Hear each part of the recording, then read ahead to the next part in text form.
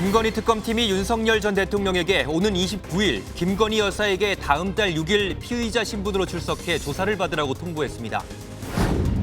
어제 민생회복 소비 쿠폰 신청 첫날 주민센터와 은행 창구가 온종일 북적였고 정부는 개인 간 거래 등을 통해 쿠폰을 현금화하면 지원액을 환수하겠다고 밝혔습니다. 과도한 보조금 경쟁을 막자며 도입됐던 단통법이 오늘 11년 만에 전면 폐지되면서 이동통신 시장에 큰 변화가 불어닥칠 전망입니다. 방글라데시 공군 훈련기가 이륙 직후 수도 다카의 학교에 추락해 최소 19명이 숨지고 160여 명이 다쳤습니다. 시청자 여러분 안녕하십니까? 김건희 특검팀이 윤석열 전 대통령 부부에게 출석해 조사받으라고 통보했습니다. 첫 소환 통보를 받은 김건희 여사 측은 조사에 성실히 임하겠다고 밝혔지만 윤 전 대통령의 출석 여부는 불분명한 상황인데요. 특검은 내일 이른바 집사 게이트의 핵심 인물인 김혜성 씨의 부인도 조사합니다. 김 여사를 향한 특검의 전방위 수사가 속도를 내고 있습니다. 오늘 굿모닝 MBN 첫 소식은 노하린 기자가 보도합니다. 민중기 특별검사팀이 다음 달 6일 김건희 여사를 처음으로 불러 조사하기로 했습니다. 피의자 신분입니다.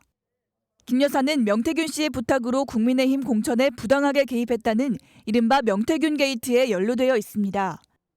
또 도이치모터스 주가 조작 의혹도 특검팀의 주요 조사 대상입니다. 이와 함께 특검팀은 공천 개입 의혹을 받는 윤석열 전 대통령에 대해서도 오는 29일 출석을 통보했습니다. 윤석열 전 대통령에 대하여 7월 29일 오전 10시에 피의자로 출석하라는 수사협조 요청서를 서울구치소장에게 송부하였습니다. 김 여사 측은 아직 출석 요구서를 받지 못했지만 수사에 성실히 임하겠다는 입장은 변함이 없다며 출석할 뜻을 내비쳤습니다. 윤 전 대통령 측이 출석 요구에 응할지는 미지수입니다. 윤 전 대통령 부부는 특검팀이 수사 중인 여러 사건에 연루돼 있어 소환 조사는 한 번에 끝나지 않을 것으로 보입니다. 또 특검팀은 명 씨에게는 오는 28일 김영선 전 의원에 대해선 내일 또는 모레 출석할 것을 요구했습니다. 공천 개입 의혹을 포함해 20개 가까운 혐의를 받고 있는 김 여사에 대한 특검팀의 전방위 수사도 속도를 내고 있습니다. 어제는 건진법사 전성배 씨의 통일교 사업 청탁 의혹과 관련해 기획재정부와 수출입은행, 희림건축사무소 등을 압수수색했습니다. 집사 게이트와 관련해서는 김 여사의 오랜 지인으로 알려진 집사 김예성 씨의 부인을 내일 소환 조사할 예정입니다. MBN 뉴스 노하린입니다. 윤석열 전 대통령 부부의 소환을 통보한 김건희 특검팀은 다른 갈래 수사에 대해서도 동시다발적으로 속도를 내고 있습니다. 어제 이른바 집사 게이트와 관련해 카카오 모빌리티 대표와 도이치 주가 조작 사건의 핵심 인물도 불러 조사했습니다. 이어서 노태현 기자의 보도입니다. 민중기 특별검사팀은 김건희 여사 일가의 집사로 불린 김혜성 씨가 임원으로 있던 회사에 대기업들이 투자금을 건넨 경위를 수사하고 있습니다. 지난주 윤창호 전 한국증권금융 사장과 김익래 전 다우키움그룹 회장을 소환한 데 이어 류궁선 카카오 모빌리티 대표도 소환했습니다. IS 모빌리티 투자 지시하실 사실 있습니까? 당초 조현상 HS 효성 부회장도 소환 조사가 예정돼 있었지만 해외 일정으로 출석 일자를 연기했습니다. 특검팀은 해당 기업들이 김 여사로부터 대가를 바라고 김 씨 회사에 대규모 자금을 투자한 게 아닌지 의심하고 있습니다. 특검팀은 도이치모터스 주가 조작 사건의 핵심 인물인 이종호 전 블랙펄 인베스트먼트 대표도 불러 조사했습니다. 이 전 대표는 김 여사를 통해 재판에서 혜택을 받아주는 대가로 주가 조작 사건 관련자들과 동거래를 한 정황이 확인됐습니다. 도이치모터스 1차 주가 조작 주포인 이모 씨로부터는 김 여사나 VIP에게 얘기해 집행유예가 나오게 해주겠다며 약 8천만 원을 받았다는 겁니다. 특검 측은 오늘 곧바로 이 전 대표 2차 조사도 진행할 계획입니다. 오늘 조사 이후에도 이번 주 중 2차 소환 조사를 예정하고 있습니다. 특검은 이 전 대표에 대한 조사를 마치는 대로 신병 확보에 나설 방침인 것으로 전해졌습니다. MBN 뉴스 노태현입니다. 이종섭 전 국방부 장관이 최혜병 순직 사건과 관련해 윤석열 전 대통령의 전화를 받았다고 처음으로 시인했습니다. 수사 외압의 시작점으로 지목된 02800-7070 번호 발신자가 약 2년 만에 확인된 겁니다. 손성민 기자가 보도합니다. 최혜병 순직 사건 수사에 외압을 행사했다는 이른바 VIP 경로설의 시작은 윤석열 전 대통령과 이종섭 전 국방부 장관이었습니다. 당시 수석 비서관 회의가 열린 2023년 7월 31일 이 전 장관은 회의 직후 대통령실로부터 걸려온 한 통의 전화를 받았습니다. 이 통화에서 윤 전 대통령이 해병대 수사단의 조사 결과를 바꾸라고 지시했고 이 전 장관이 곧바로 사건 이첩 보류를 지시했다는 게 의혹의 핵심입니다. 해당 통화와 관련해 침묵을 이어온 이 전 장관 측이 발신자가 윤 전 대통령이었다는 사실을 처음으로 인정했습니다. 이 전 장관 측은 순직 해병 특별검사팀에 제출한 의견서에 윤 전 대통령이 최해병 사건을 보고받고 우려를 전했다며 혐의자를 빼라는 구체적 지시는 없었다고 밝혔습니다. 또 통상적인 소통이었기 때문에 기억에 남는 내용은 없었다며 대통령 경로 의혹에 대해서도 선을 그었습니다. 하지만 특검팀은 이 전 장관이 이첩 보류와 관련한 윤 전 대통령 지시를 받아 실행에 옮긴 것으로 보고 있습니다. 당시 회의 참석자 7명 가운데 김태효 전 국가안보실 1차장과 임기훈, 왕윤종 전 비서관 등 3명은 특검 조사에서 경로서를 인정하는 취지로 진술한 겁니다. 어떤 반응을 보였고 어떤 조치를 하였는지 등에 대하여 특검은 당시 회의 참석자들을 불러 상세히 조사한 바 있습니다. 한편 국회와 법원에서 VIP 경로서를 부인해 위증 혐의를 받고 있는 김계환 전 해병대 사령관에 대한 구속영장 심사는 오는 서울중앙지법에서 열립니다. MBN 뉴스 손성민입니다.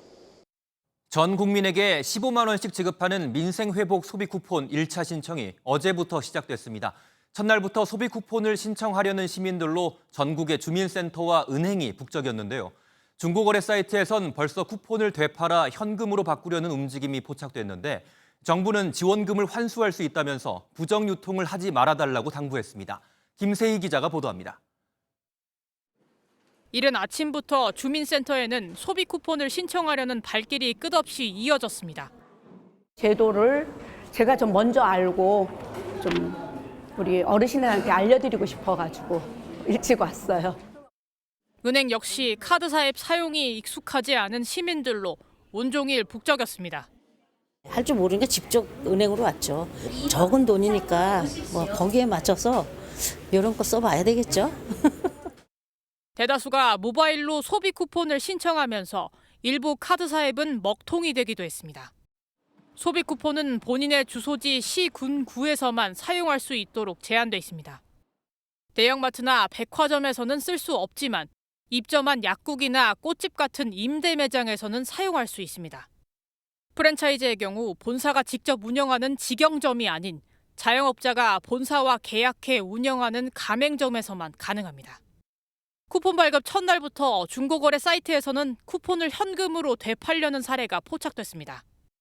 행정안전부는 개인 간 거래를 통해 현금화하다 적발되면 지원액 전부나 일부를 반환해야 한다며 소비 쿠폰 부정 유통 행위에 대한 관리를 강화하겠다고 밝혔습니다. 소비 쿠폰 신청 첫 주인 이번 주는 요일제로 운영돼 오늘은 출생연도 끝자리가 2와 7인 국민이, 내일은 3과 8인 국민이 신청할 수 있습니다. MBN 뉴스 김세희입니다. 단말기 유통법, 이른바 단통법이 도입 11년 만인 오늘부터 전면 폐지됩니다.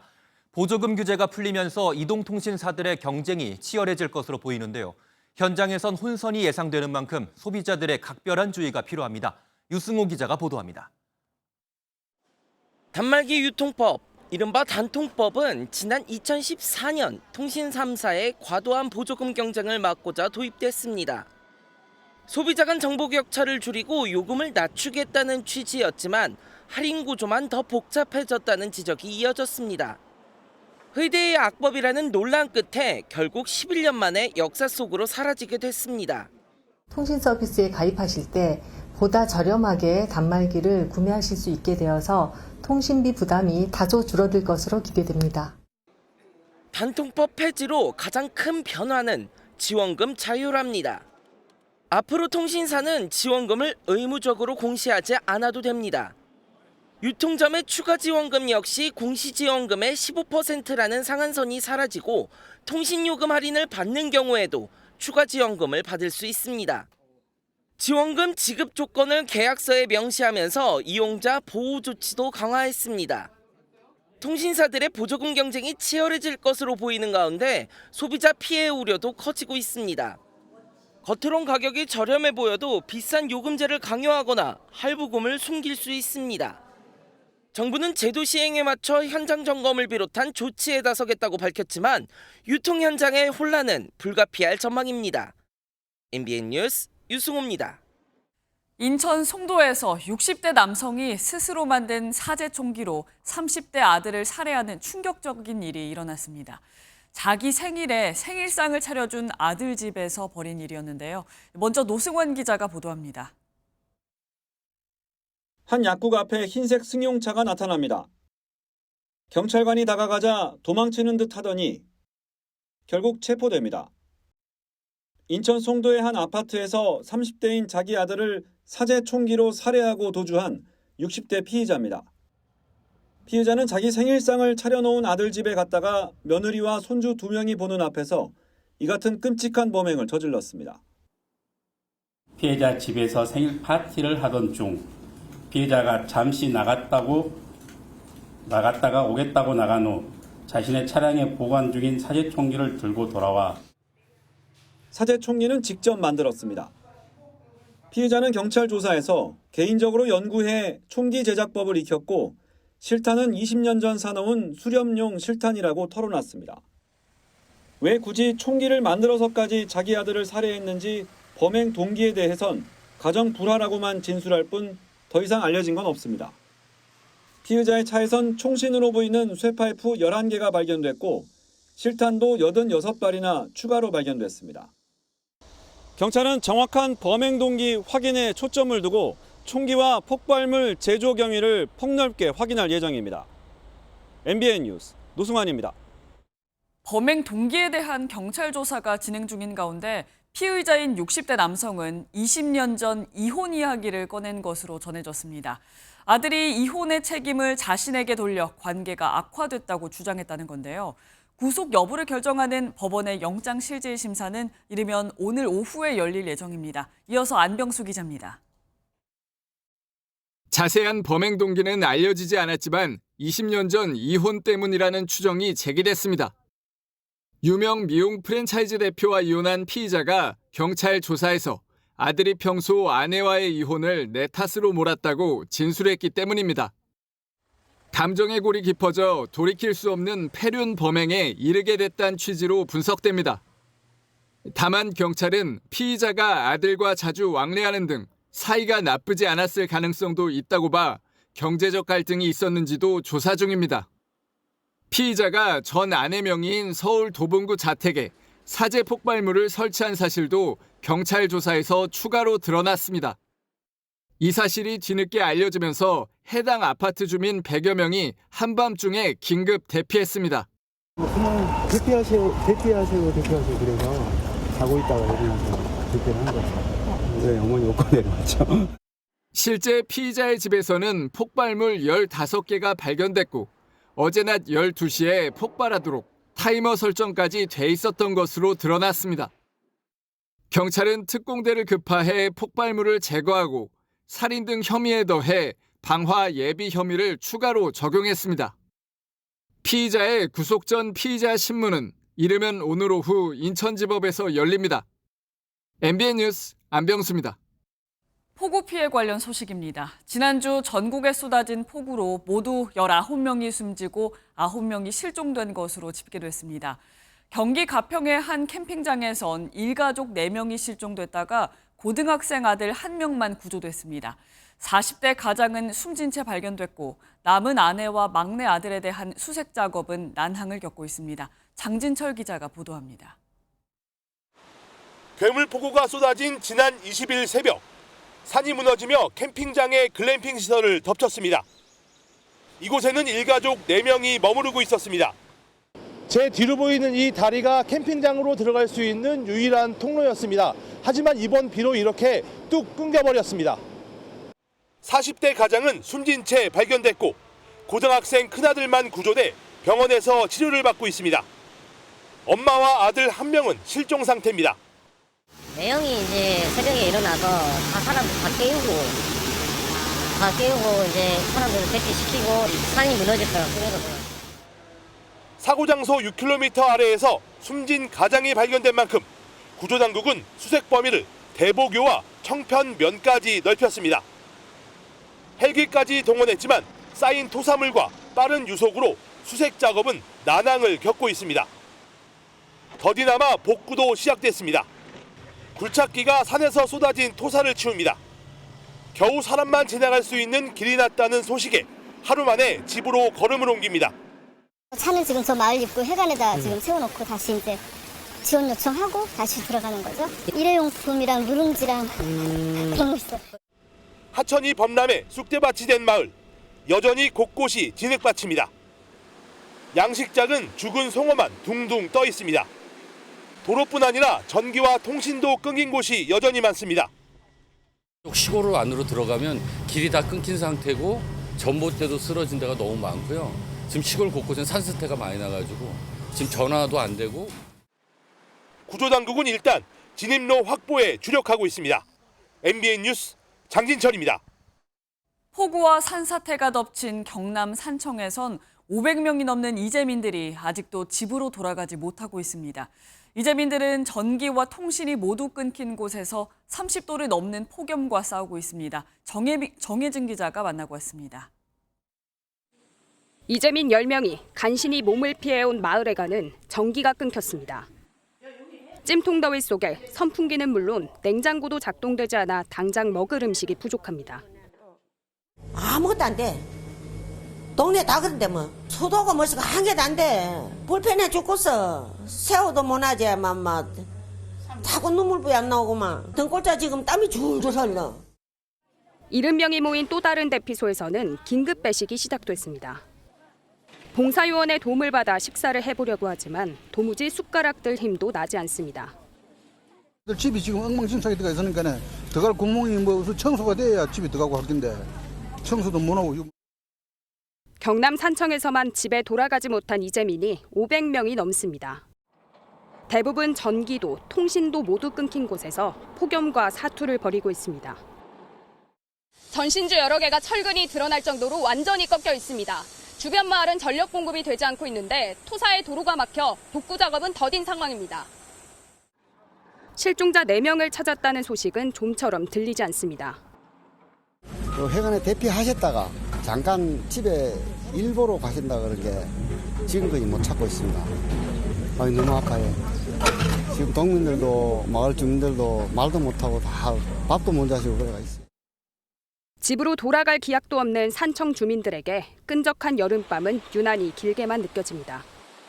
MBN 뉴스 정혜진입니다. 사흘 전 경남 산청을 덮친 산사태로 차량에 갇힌 일가족이 구사일생으로 구출됐습니다. 길이 끊겨 구조대조차 접근하기 어려운 상황에서 용기를 낸 건 인근 주유소 직원들이었습니다. 전민석 기자가 현장에 다녀왔습니다. 주유소 마당에 진흙과 바위, 나무 뿌리가 뒤섞여 폭탄이 터지듯 쏟아집니다. 깜짝 놀라 밖으로 뛰어나온 주유소 직원들은 뒤집힌 채 토사에 파묻힌 자동차 한 대를 발견합니다. 주유소 뒤를 지나는 국도를 달리던 차가 산사태에 떠밀린 겁니다. 문을 두들기는 소리랑 막 살려주세요 이러시더라고요. 그래서 가보니까 안에 사람이 있더라고요. 둘은 망설임 없이 망치와 삽을 챙겨 들고 구출에 나섰습니다. 또 2차 붕괴도 있을 수가 있는 거고 그리고 혹시나 차니까 또 이 불이 붙을 수도 있는 위험이니까 일단 최대한 빨리 구하고 마침 길을 지나던 시민 한 명도 가족을 구하는 데 손을 보탰습니다. 열리지 않는 문과 씨름하길 10여 분. 운전자인 엄마를 시작으로 중학생과 초등학생 아들이 차례로 나옵니다. 마지막으로 할머니까지 부축을 받으며 나와 진흙투성이에 딸을 얼싸안습니다. 일가족이 타고 있었던 차입니다. 지금 완전히 찌그러져 있는데 머리가 있었을 부분까지 충격 때문에 완전히 구겨져 있습니다. 그리고 차 안에는 진흙과 물이 밀려 들어와 있습니다. 두 사람은 구사일생으로 정신을 차린 일가족에게 마른 옷과 따뜻한 음식을 기꺼이 내놨습니다. 저희 신발도 다 입은 거 주시고 옷도 따뜻하게 다 해주시고 씻을 수 있게 해주시고 물이나 이런 것도 다 챙겨주셨어요. 구출된 가족은 현장을 지나던 119 구조대의 도움으로 무사히 병원에 이송됐습니다. MBN 뉴스 전민석입니다. 이재명 대통령이 이번 호우로 가장 많은 사망자가 발생한 경남 산청을 찾아 피해 현장을 점검했습니다. 대통령실은 세종시에서 실종 사고 인지가 너무 늦게 이뤄졌던 점을 언급하며 당국의 대응 잘못이 발견되면 관련 부처에 엄중한 책임을 묻겠다고 강조했습니다. 서남빛 기자가 보도합니다. 이재명 대통령이 경남 산청에 마련된 호우 피해 통합 지원본부를 찾았습니다. 이 대통령은 보고 화면에 나온 내용 하나하나를 짚어가며 피해 상황을 점검했습니다. 네, 아까 그 첫 페이지로 좀 더 들어가 보시죠. 지도. 다음. 산청읍이 중심이고 신안면, 생비량면. 읍이 왜 피해가 저렇게 읍에 집중됐을까요? 이후 이 대통령은 피해가 집중된 마을을 찾아 현장을 살폈습니다. 다행히 피해가 너무 여기가 상에서 여기가 위험했는데 여기는 그래도 크게 쓸려 내려오진 않나 봐요. 대통령실은 호우 피해와 관련해 정부 대응이 부실한 점에 대해선 엄중 처벌 기조를 강조했습니다. 대통령실은 세종시에서 급류에 실종된 시민을 23시간 동안 당국이 알지 못했다는 지적에 대해서 문제가 발견되면 엄정 대응하겠다고 강조했습니다. 만약 심각한 공직기강 해이나 잘못이 발견된다면 엄하게 책임을 묻고 철저한 재발 방지 대책을 강구할 것입니다. 지난 17일 세종시에선 40대 남성이 새벽에 급류에 휩쓸려 실종됐지만 사고 발생 23시간이 지나서야 사고를 인지한 걸로 드러났습니다. 이 대통령은 이번 호우 피해에 모든 자원을 총동원해 피해 주민을 신속히 지원하라고 다시 한번 강조했습니다. MBN 뉴스 서남빛입니다. 정치권 소식으로 이어갑니다. 이재명 대통령이 강선우 여성가족부 장관 후보자 임명 강행 뜻을 밝혔지만 강 후보자를 둘러싼 논란은 사그라들지 않고 있습니다. 이번에는 문재인 정부에서 여가부 장관을 지낸 인사가 자신도 예산 삭감 갑질을 당했다고 밝혔습니다. 보도에 이병주 기자입니다. 대통령실은 강선우 여가부 장관 후보자 임명 강행에 여당 지도부 의견이 가장 크게 영향을 미쳤다고 설명했습니다. 야당 반대로 청문 보고서 채택이 무산되더라도 이 대통령이 임명 절차를 밟을 것으로 보입니다. 인사청문 보고서에 그 송부를 아직까지는 이제 기다리는 상황이다라고 말씀을 드리는 게 정확한 거죠. 네, 그 이후에 뭐 재송부라던가. 하지만 여권에서조차 강 후보자에 대한 비판은 끊이지 않고 있습니다. 문재인 정부에서 여성가족부 장관을 지낸 정영애 전 장관이 재임 시절 당시 강선우 의원으로부터 받은 갑질 사례가 지인을 통해 공개됐습니다. 지역 민원을 얘기한 강 의원에게 어려움을 이야기하자 하라면 하는 거지 무슨 말이 많냐는 지적을 들었고 그 뒤 여가부 기조실 예산 일부가 삭감됐었다는 주장입니다. 정 전 장관은 MBN에 공론화가 의미 없어졌다면서도 보좌관 갑질과는 다른 차원이어서 인사 검증 과정에서 논의되기를 바란 마음으로 썼던 글이라고 설명했습니다. 지명을 철회한 이진숙 교육부 장관 후보자 논란 등이 겹치며 취임 후 5주째 상승세를 이어가던 이 대통령의 국정 지지율도 처음으로 하락했습니다. 리얼미터 조사 결과 이 대통령 국정 지지율의 긍정 평가는 지난주 대비 2.4%포인트 하락한 62.2%를 기록했고 부정 평가는 2.3%포인트 오른 32.3%로 조사됐습니다. MBN 뉴스 이병주입니다. 더불어민주당은 강선우 후보자와 관련해 불거진 갑질 의혹은 주관적 영역에 속한다면서 엄호에 나섰습니다. 반면 국민의힘은 강 후보자의 장관 임명이 강행되더라도 장관으로 인정하지 않겠다고 강하게 반발했습니다. 전정인 기자가 보도합니다. 이재명 대통령이 강선우 여가부 장관 후보자 임명을 강행할 뜻을 보이자 민주당은 대통령의 임명권을 존중한다며 적극 엄호에 나섰습니다. 강 후보자의 자질이나 전문성 논란은 없다는 점을 부각하며 논란이 된 갑질 문제는 상대적으로 주관적인 측면이 있다고 옹호했습니다. 최근에는 친구 같았다, 보람 있었다 등 의혹과는 반대되는 보자진 진술도 있었다고 강조했습니다. 상처를 주신 분들에게는 사과를 충분히 드렸습니다. 그래서 이제는 좀 일하는 것으로 지켜봐 주시고. 그러면서 이진숙 후보자 지명 철회로 야당 요구를 일부 수용했으니 국민의힘도 대승적 차원에서 협조하라고 압박했습니다. 국민의힘은 국민 상식에 맞서 싸우겠다는 선전포고라고 강하게 반발했습니다. 이재명 정권의 도덕적 파산 선언이라며 임명을 강행하더라도 장관으로 인정하지 않겠다고 선언했습니다. 장관을 전제로 하는 어떠한 행동에도 협조하지 않겠다는 그런 말씀을 드리고요. 상임이라든지 국회 본회의 등을 통할 때 장관으로서 인정하지 않겠다는 말씀인 거죠. 강선우 여가부 장관 후보자에 대한 야당의 반발이 계속되는 가운데 민주당은 야당이 끝까지 협조하지 않으면 여당 단독으로라도 처리할 수밖에 없다고 밝혔습니다. MBN 뉴스 전정인입니다. 최희영 문화체육관광부 장관 후보자에 대해 MBN이 검증 취재한 내용 전해드립니다. 최 후보자는 지난 2021년 장남 최모 씨에게 임야와 토지 등 부동산을 증여했습니다. 직후 최 씨는 2억 원이 넘는 증여세를 납부했는데 MBN 취재 결과 최 씨의 최근 10년간 소득 신고액은 5만 원이 전부였습니다. 조희로 기자가 단독 취재했습니다. 경기도 용인 처인구 세종포천고속도로 인근입니다. 수풀이 우거진 임야와 단독주택이 눈에 띕니다. 지금 보시는 곳을 포함해서 이 일대 임야와 토지의 소유자는 최희영 문체부 장관 후보자의 장남으로 전체 면적은 3,000제곱미터에 달합니다. 최 후보자 장남 최모 씨가 최 후보자로부터 이 일대 토지를 증여받은 건 지난 2021년입니다. 당시 만 26세였던 최 씨는 증여 직후 두 차례에 걸쳐 각각 1억 1,000여만 원씩 모두 2억 2천여만 원을 증여세로 납부했습니다. 납부 시기를 볼 때 해당 부동산에 대한 증여세로 보이며 최 후보자로부터 물려받은 재산은 9억 원 상당으로 추정됩니다. 그런데 MBN 취재 결과 최 씨가 최근 10년 동안 세무당국에 신고한 소득 신고액은 5만 원이 전부였던 걸로 확인됐습니다. 마땅한 수입이 없는 상황에서 2억 원이 넘는 증여세를 마련한 셈입니다. 자금 출처에 대한 의문과 함께 편법으로 증여한 것 아니냐는 의혹까지 제기되는 대목입니다. 이에 대해 최 후보자 측은 청문회를 통해 설명할 예정이라고 밝혔습니다. MBN 뉴스 조희로입니다. 이재명 대통령의 인사가 삐걱거리고 있습니다. 이진숙 교육부 장관 후보자 임명 철회에 이어 이번엔 대통령실 인사도 논란입니다.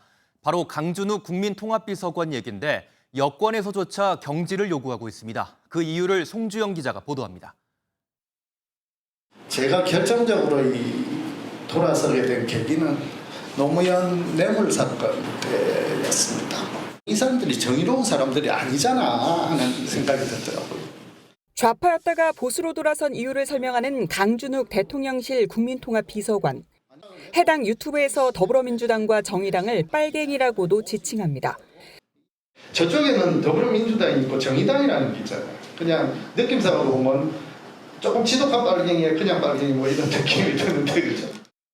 지난 3월 펴낸 저서에는 12.3 비상계엄을 민주적 폭거에 한 건 비민주적 방식의 저항이라고 서술했고 2018년 SNS에 올린 걸로 추정되는 글에서는 식민지 근대화론을 믿으며 강제징용이라는 것을 믿지 않는다고 주장했습니다.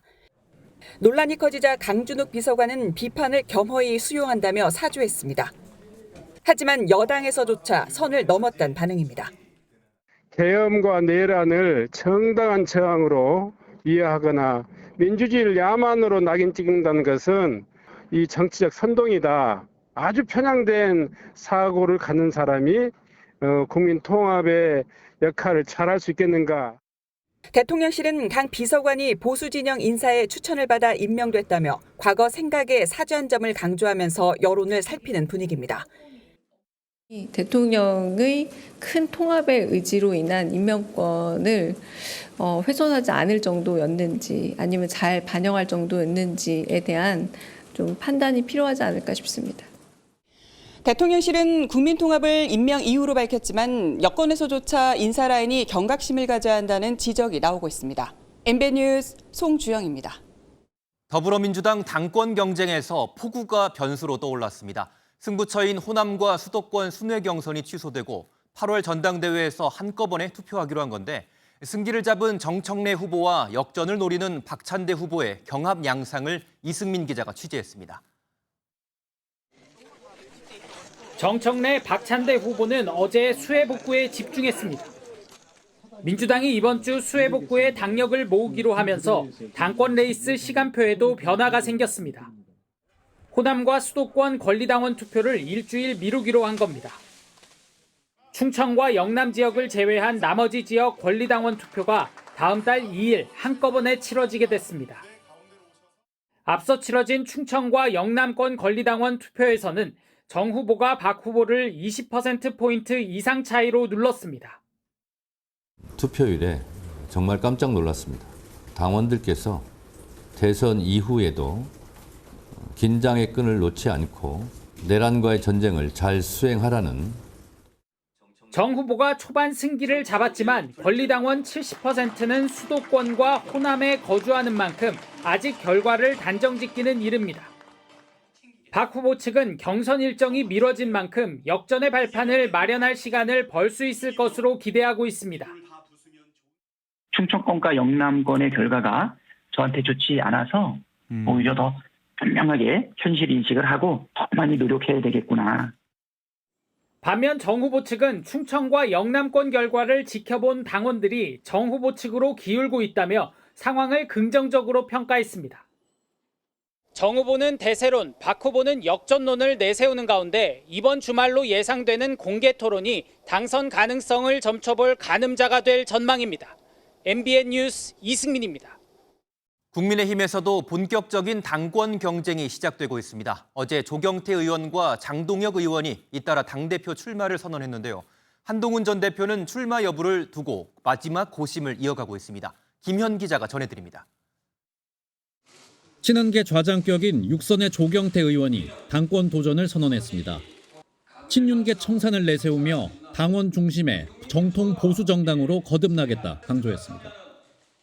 여전히 기득권을 움켜쥐고 있는 당내 구태석들을 업참마속하지 않으면 우리 당과 보수의 미래는 없습니다. 비슷한 시각 장동혁 국민의힘 의원도 SNS를 통해 당권 도전 의사를 공식화했습니다.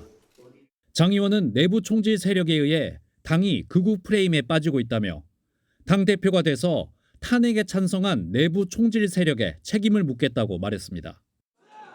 그제 당대표 출마를 선언한 김문수 전 장관은 영남 지역 수해 현장을 찾아 민생 행보를 시작했습니다. 이런 가운데 최대 관전 포인트는 한동훈 전 대표의 출마 여부입니다. 친한계 의원은 MBN과의 통화에서 한동훈 전 대표가 숙고의 시간을 가지고 있다며 마지막으로 주변의 이야기를 들으며 출마를 고민 중이라고 말했습니다. 이번 전당대회는 당심 비중이 높은 기존 룰대로 치러지는데 친윤, 친한 후보들 간의 단일화와 지역별 표심이 결정적 영향을 미칠 것으로 보입니다. MBN 뉴스 김현입니다. 국민의힘은 전당대회를 앞두고 전한길 전 한국사 강사의 입당을 둘러싼 논쟁도 치열합니다. 혁신위원회에서 전 씨의 입당을 문제로 삼은 데 이어 당권 주자들도 선긋기에 나선 가운데 국민의힘은 당 차원에서 전 씨의 과거 발언이나 행동에 문제가 있는지 조사에 착수했습니다. 보도에 김도형 기자입니다. 윤과의 단절해야 된다라고만 말하는 그런 국힘 너희는 뭐 했냐? 윤석열에 대해서 그렇게 돌 던질 만큼 지금 잘했냐? 비상계엄을 옹호하고 부정선거론을 주장한 전한길 한국사 강사의 입당이 당내 갈등으로 번지는 양상입니다. 김문수 전 장관은 전 씨를 포용해야 한다며 입당에 긍정적인 입장입니다. 전한길 씨는 당에 이미 입당을 했더라고요. 입당하는 사람을 특별한 문제가 없으면 일단 받아들여야 된다고 보고. 반면 이른바 찬탄파 주자들은 발끈하고 나섰습니다. 윤어게인, 부정선거, 계몽령을 옹호하는 사람들까지 당을 열어 수용하고자 했습니다. 제가 당대표가 되면은 그런 세력들은 반드시 솎아내도록 하겠습니다. 논란이 이어지자 결국 당 지도부가 진화에 나섰습니다.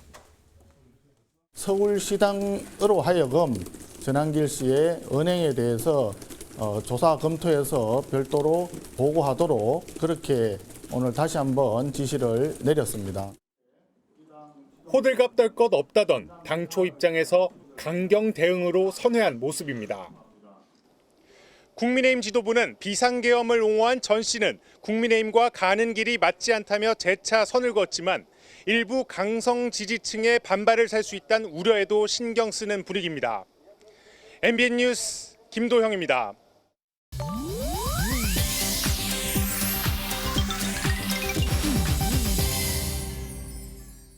인터넷에서 화제가 되고 있는 소식을 모아 전해드리는 인터넷 와글와글입니다. 인천 송도 총격 사건의 충격이 문화예술계까지 퍼졌습니다. 넷플릭스 신작 트리거의 팬 이벤트가 하루 전날 전격 취소됐는데요. 오는 25일 공개되는 넷플릭스 시리즈 트리거, 제작진이 오늘로 예정된 팬 이벤트 온라인 생중계를 돌연 취소하고 사전 신청한 팬들과 오프라인 행사만 그대로 열겠다고 밝혔습니다. 트리거는 불법 총기가 배달되는 한국을 배경으로 한 총기 재난 액션 스릴러 이야기로 배우 김남길과 김영광이 주연을 맡았는데요. 이벤트 생중계를 기다려온 팬들에겐 아쉬운 소식이지만 그 취소 배경에는 최근 인천 송도에서 벌어진 실제 총기 사건의 여파가 있는 것으로 보입니다. 타이밍이 민감해진 상황 속 조심스러운 행보로 읽힙니다. 앞서 민생회복 소비 쿠폰 소식 전해드렸는데요. 어제부터 신청을 받았건만 이 소비 쿠폰이 중고거래 앱사이트에 등장해 논란입니다. 15만 원짜리 소비 쿠폰을 13만 원에 판다며 올라온 글. 판매자는 서울 주소지로 받은 쿠폰인데 평소 인천에서 생활해 쓸 시간이 없다는 설명을 덧붙였습니다. 하지만 소비 쿠폰 원칙적으로 타인에게 양도하거나 거래할 수 없다는 사실 알고 계셨나요? 누리꾼들은 바로 신고했다, 덕분에 주소지 제한이 있는 줄 처음 알았다, 악용하는 사람 꼭 있더라 등 다양한 반응을 쏟아냈습니다. 심지어 자신이 받은 쿠폰으로 대리 결제를 해주겠다며 일정 금액을 현금으로 돌려받겠다는 편법 거래 제한까지 등장했다고요. 내가 받은 쿠폰은 내가 내 지역에서 써야 하는 게 원칙. 좋은 취지로 시작된 정책인 만큼 누구나 제대로 혜택을 누리려면 올바른 사용이 먼저겠습니다. 지금까지 인터넷 와글와글이었습니다. 스토킹으로 집행유예를 선고받은 60대 남성이 전 연인을 살해하려다가 경찰에 덜미를 잡혔습니다. 보복 위험을 감지한 수사팀이 무려 열흘간 잠복 수사를 했다가 실제 피해를 막아냈습니다. 최하원 기자의 단독 보도입니다. 차량 뒤에 숨어있던 사복 경찰관들이 한 남성을 다급하게 쫓아갑니다. 경찰관들이 남성을 붙잡고 둘러싸면서 한동안 실랑이가 벌어집니다. 남성이 경찰관의 팔을 뿌리치고 길을 가려고 하자 경찰관이 재차 붙잡고 수갑을 채웁니다. 지난 12일 서울 마포구에서 전 연인을 살해하려던 60대 남성 A씨가 경찰에 체포되는 모습입니다. 경찰이 왔다 갔다 하는 거 마포 경찰서에서 누가 안 나가겠지. A씨는 지난 2023년 자신의 전 여자친구였던 40대 여성 B씨를 스토킹한 혐의로 집행유예를 선고받았습니다. 그런데 A씨는 집행유예 기간 중에도 반성은커녕 B씨에게 수차례 연락해 살해하겠다고 협박했는데 지난달 30일 경찰에 신고당한 것으로 드러났습니다. 경찰은 보복 위험성이 높다고 판단해 B씨에게 임시 숙소를 제공했고 주거지와 직장 인근에서 열흘간 잠복 수사를 이어왔습니다. A씨는 피해자의 직장에서 불과 60m 떨어진 곳에서 붙잡혔는데 경찰의 대처가 없었다며 실제 인명피해로 이어질 수도 있었습니다. 검거 당시 A씨는 각종 흉기와 농약 등을 소지한 상태였습니다. MBN 취재 결과 A씨의 휴대전화에는 범행 전 남성과 여성의 심장 위치를 검색한 기록이 남아 있었는데 경찰은 A씨가 범행한 뒤 스스로 목숨을 끊으려고 한 것으로 보고 있습니다. 서울 마포경찰서는 A씨를 스토킹 및 살인 예비 혐의로 구속한 뒤 어제 검찰에 넘겼습니다. MBN 뉴스 최하원입니다. 방글라데시 수도 다카에서 공군 훈련기가 학교로 추락하는 사고가 발생했습니다. 현재까지 조종사와 학생 등 최소 19명이 숨지고 160여 명이 다친 것으로 집계됐는데요. 방글라데시 정부는 오늘 하루를 국가 애도의 날로 선포했습니다. 한유혜 기자입니다. 수업이 한창이던 낮 시간대, 방글라데시 수도 다카의 한 학교에서 시뻘건 화염과 연기가 솟아오릅니다. 놀란 학생들은 불길을 피해 건물 밖으로 다급히 뛰쳐나옵니다. 현지 시각 21일 오후 1시쯤 방글라데시 공군 훈련기가 초중 고등학교가 모여있는 대형 학교에 추락했습니다. গেটে যাওয়ার সাথে সাথে দেখলাম যে পিছন থেকে কি জানি একটা আসলো মানে একটা আওয়াজ হলো আর পড়ে গেল আর আগুন শুধু আগুন আর ধোঁয়া বেরোচ্ছে এইটুকু শুধু আগুন আর ধোঁয়া বেরোচ্ছে এরপরে 이번 사고로 수업 중이던 학생들과 조종사를 포함해 최소 19명이 숨지고 160여 명이 다쳤습니다. 현지 의료진은 50명 이상이 화상을 입고 병원으로 이송됐고 이 가운데 20여 명은 중상이라고 전했습니다. যখন বের হইছি দেখি যে যেখান দিয়ে আমরা সিঁড়ি দিয়ে ক্লাসে উঠি সেই সিঁড়ি জায়গাটা পুরোটা পুড়ে গেছে আর সিঁড়ির ওই পাশে 방글라데시 군 당국은 훈련기가 이륙한 뒤 기계적인 결함이 발생해 추락했다고 밝혔습니다. 또 조종사가 인구 밀집 지역을 피하기 위해 여러 차례 우회를 시도했지만 실패했다고 덧붙였습니다. 방글라데시 정부는 오늘을 국가 애도의 날로 선포하고 사고 원인 조사와 피해자 지원을 위한 조치를 취하겠다고 밝혔습니다. MBN 뉴스 한예입니다.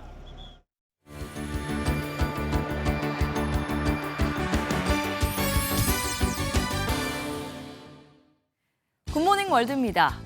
사자의 늠름함과 호랑이의 멋진 줄무늬를 모두 빼닮은 라이거. 이 라이거가 2달 전 태어나 드디어 대중에게 모습을 드러냈습니다.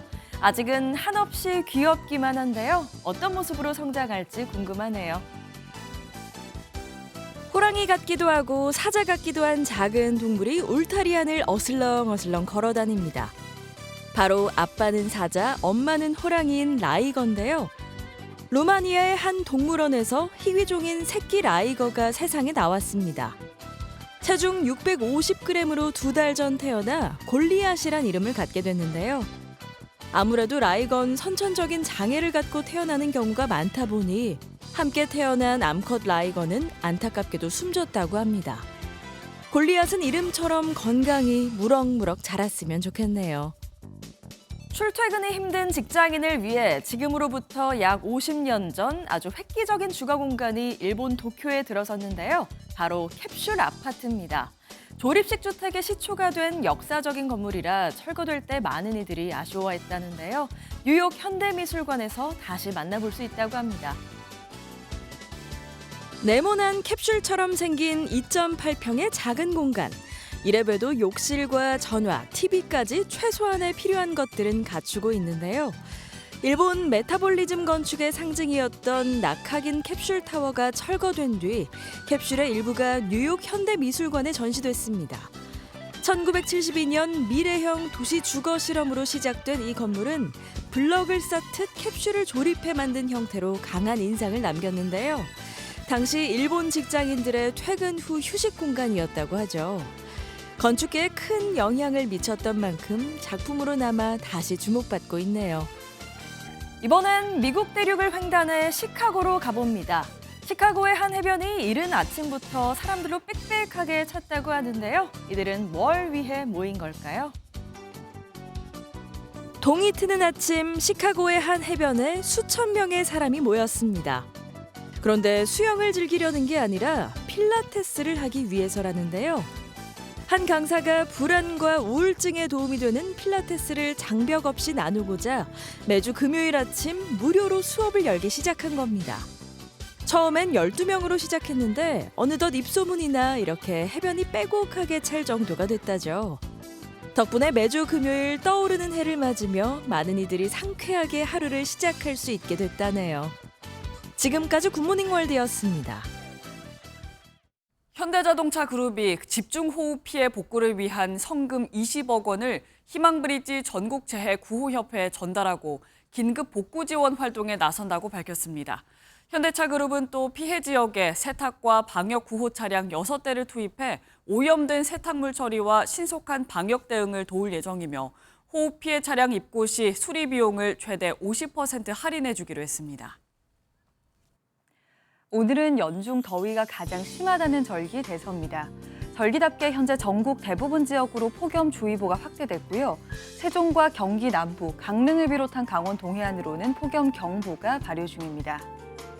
주 후반으로 갈수록 더위는 더 심해지겠습니다. 오는 금요일에는 서울 한낮 기온이 35도까지 치솟겠습니다. 길게 이어지는 무더위에 지치지 않도록 건강관리 잘해주셔야겠습니다. 오늘 내륙 곳곳으로는 기습적인 소나기도 내리겠습니다. 소나기의 양은 60에서 많게는 80mm 이상이 되겠고요. 시간당 10에서 30mm씩 강하게 내릴 수 있겠습니다. 오늘 전국에 가끔 구름 많은 가운데 아침까지 남부지방을 중심으로는 안개가 짙게 끼겠습니다. 현재 기온을 보시면 서울이 26.8도, 강릉이 29.7도, 대구 26도 선에서 출발하고 있고요. 낮 최고 기온은 서울이 31도, 전주 33도, 대구 34도로 무덥겠습니다. 당분간 푹푹 찌는 폭염 속에 소나기가 자주 지날 전망입니다. 날씨였습니다. 저희는 내일 아침 7시에 더 알찬 소식으로 다시 찾아오겠습니다. 굿모닝 MBN 마칩니다. 시청해주신 여러분 고맙습니다.